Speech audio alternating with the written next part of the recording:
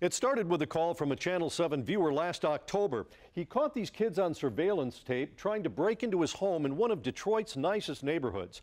But police initially did nothing, even though officers who responded recognized the suspects.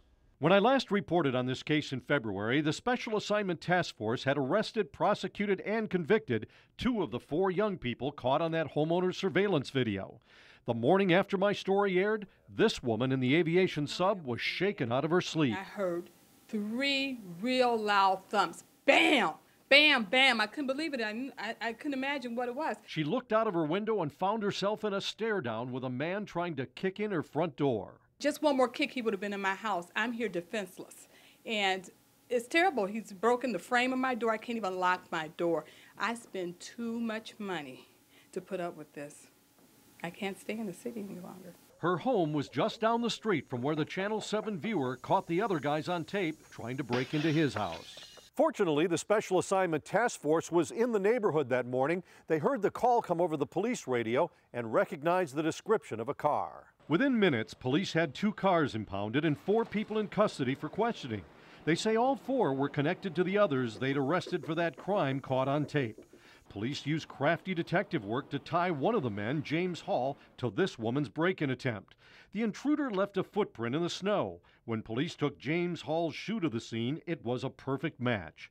Later, the woman picked Hall out of a photo lineup. He's now awaiting trial for attempted home invasion. And the arrest of James Hall is just the beginning. Since last November, they've made 80 arrests, 65 in the aviation subdivision for home invasions or attempts. The other 15 made on the fringes of the subdivision for crimes ranging from armed robbery to check fraud, fugitive warrants, and drugs. I was taken aback when I saw your initial special, and I'd like to thank you for bringing it to the attention. Sheriff Benny Napoleon says his officers are making a dent in the problem, and he's hearing, as we are, that residents are happy. I've received several responses from people in the neighborhood saying that they're pleased with things that are going on, and they hope that we can continue to stay on top of the issue, and we're doing our best. I think the task force has done an excellent job. This man is the husband of the woman who was shaken up by that break-in attempt in February. Unfortunately, they decided to leave the city and have a buyer for their home. He doesn't think people in Detroit can expect police to do it all alone. I grew up on the west side of Detroit as a youngster years ago, and neighbors looked out for each other. They made a point of knowing who was coming, who was going, what vehicles were involved. And I think neighbors have the attitude now that if they don't get involved, it won't touch their lives. And what we're discovering is just the opposite.